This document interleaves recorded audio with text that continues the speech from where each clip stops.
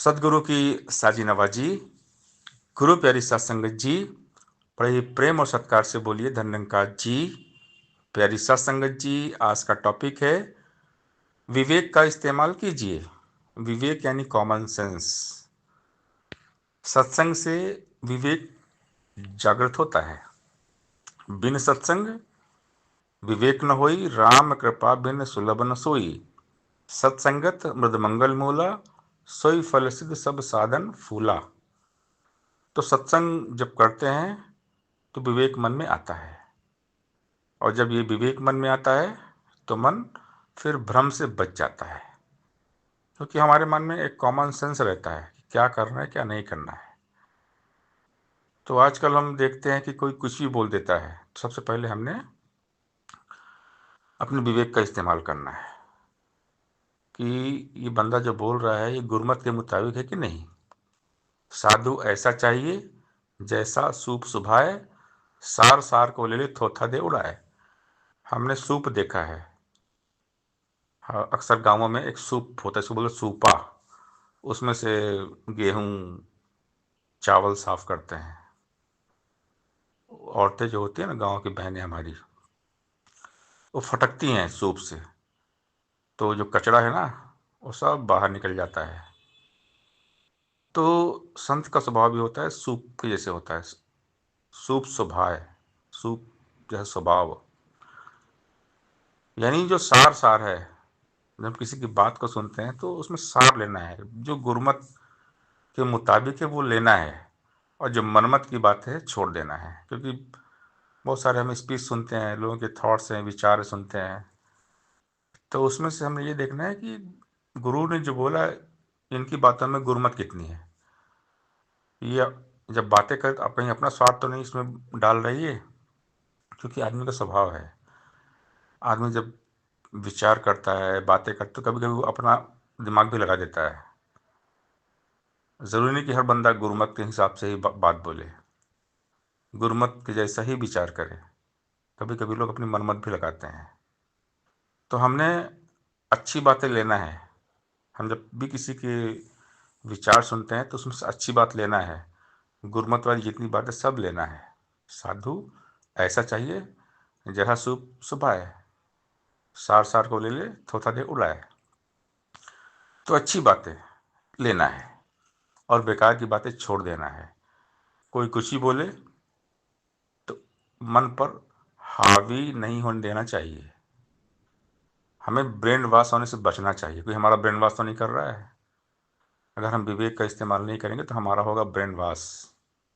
इसलिए हमेशा अपने विवेक का प्रयोग करना चाहिए, अपने अनुभव का इस्तेमाल करना चाहिए। यानी ज्ञान जो निरंकार हमें मिला है, हमने इसका अनुभव किया है, हमने इसकी अनुभूति की है, हमने निरंकार का एहसास किया है।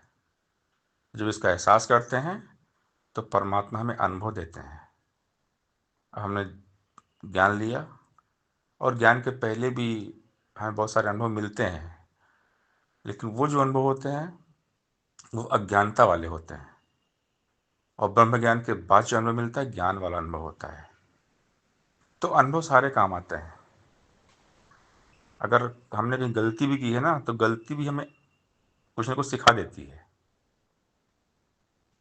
कहते हैं ना, the person who has never made a mistake will be the who never tried anything new in his life time. Mistakes, गलतियां भी टीचर होती हैं, उनसे भी आदमी सीखता है। तो ठोकरें भी हमें चलना सिखाती हैं। तो अनुभव बहुत सारे लाइफ में मिलते हैं, कदम कदम पे अनुभव मिलते हैं।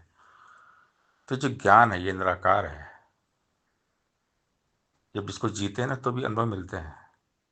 पूरा जीवन हमारा अनुभव से भरा हुआ है। तो अपने अनुभव से, अपने विवेक से हमने लाइफ को जीना है। अगर अपने अनुभव से, अपने कॉमन सेंस विवेक से हम लाइफ को जीते हैं तो लाइफ अच्छी हो जाती है। किसी की भी कही सुनी बातों पर आंख बंद करके हम ऐसे भरोसा कर लेते हैं ना, तो ठोकर लेगी। क्योंकि आजकल दुनिया में एक बात, एक ट्रेंड है कि लोगों का ब्रेन वॉश हो जाता है। लोग अपना दिमाग इस्तेमाल नहीं करते, अपने विवेक का इस्तेमाल नहीं करते। सोचते नहीं कि हमारे गुरु ने, सदगुरु ने तो हमें निरंकार के साथ जोड़ा है। सदगुरु जी ने तो हमें परमात्मा का एहसास करा दिया। तो ये जो बातें हैं ये हमारे सदगुरु जी ने जैसा हमें बताया है वैसा ही है या उससे कुछ अलग है? अगर बातें सदगुरु जी के मुताबिक है, हमारे सदगुरु जी ने जैसा हमें बताया है वैसी है तो ठीक है। गुरुमत के मुताबिक है तो बहुत ठीक है, बहुत अच्छा है, हमने लेना है। लेकिन अगर हमें लगता है कि गुरुमत के ट्रैक से हट के बंदा बात कर रहा है, इसमें गुरुमत नहीं है, इसमें तो मनमत शामिल है, उसको वहीं छोड़ देना है। अच्छी बातें लेना है। सार सार को ले ले थोथा दे उड़ाए। तो संत स्वभाव जो होता है सूप जैसा होता है। साधु ऐसा चाहिए जहाँ सूप सुभाए, सार सार को ले ले थोथा दे उड़ाए। तो ये पॉसिबल तब होगा जब कॉमन सेंस होगा, विवेक होगा। जब सत्संग करेंगे तभी ये विवेक आएगा, और जब विवेक होगा तो हम बचे रहेंगे अपना ब्रेन वॉश होने से। अगर हमारा ब्रेन वॉश हो गया तो हम बुरे फंस जाएंगे। जिनका ही ब्रेन वॉश होता है ना वो बुरे फंस जाते हैं, क्योंकि ब्रेन वॉश से बंधन, हम किसी की मनमत की विचारधारा को अपने ऊपर हावी होने दे रहे हैं। कोई अपने मन गढ़ंत कहानी बता रहा है, इसका हकीकत से कोई वास्ता है ही नहीं, रियलिटी से कोई लेना देना है ही नहीं। एक कहावत है, गांव में अक्सर मैं सुना है, कौवा कान ले गया। तो लोग अपना कान चेक नहीं करते, उसकी बात से मान लेते हैं हाँ कौवा कान ले गया। पहले अपने कान को देखना, हमारे कान तो है ना, हमारे कान तो सही सलामत है, फिर इसकी बात क्यों माने? तो सबकी बात को नहीं मानना है। बात वही मानना है जो हमारे सदगुरु के मुताबिक हो। जैसा हमारे सदगुरु कहते हैं हूबहू वैसा ही मानना है। सदगुरु के ट्रैक से हट के, गुरमत के ट्रैक से हट के कोई दाएं बाएं यहाँ वहाँ की बातें करे, फिजूल की बातें करे, तो उसको दिमाग में दिल पे नहीं लेना है। ब्रेन वॉश होने से बचना है। अगर ब्रेन वॉश हो गया तो खतरा है हमारे लिए। ब्रेन वॉश बहुत डेंजर होता है। कभी भी अपना ब्रेन वॉश नहीं होने देना चाहिए। निरंकार सामने है, अंग संग है, सदगुरु अंग संग है। हमने गुरुमत के पैमाने में देखना है कि बातें गुरुमत के मुताबिक है या नहीं है, ये हमने सोचना है। हमने अपना विवेक का इस्तेमाल करना है। अगर जैसा हमारे सदगुरु जी ने हमें बताया है, अगर सामने वाला बंदा भी वैसी बोल रहा है, वही बता रहा है, तो ठीक है। अगर थोड़ा भी लगे गुरुमत के मुताबिक इसकी बातें नहीं है तो बिल्कुल नहीं मानना है। बातें वही मानना है, इसमें गुरुमत है। मन मत डुबोए, गुरुमत तारे, तो चलना मेरे मन गुरु के सहारे। सत्संगत जी प्यार से बोलिए, धन निरंकार जी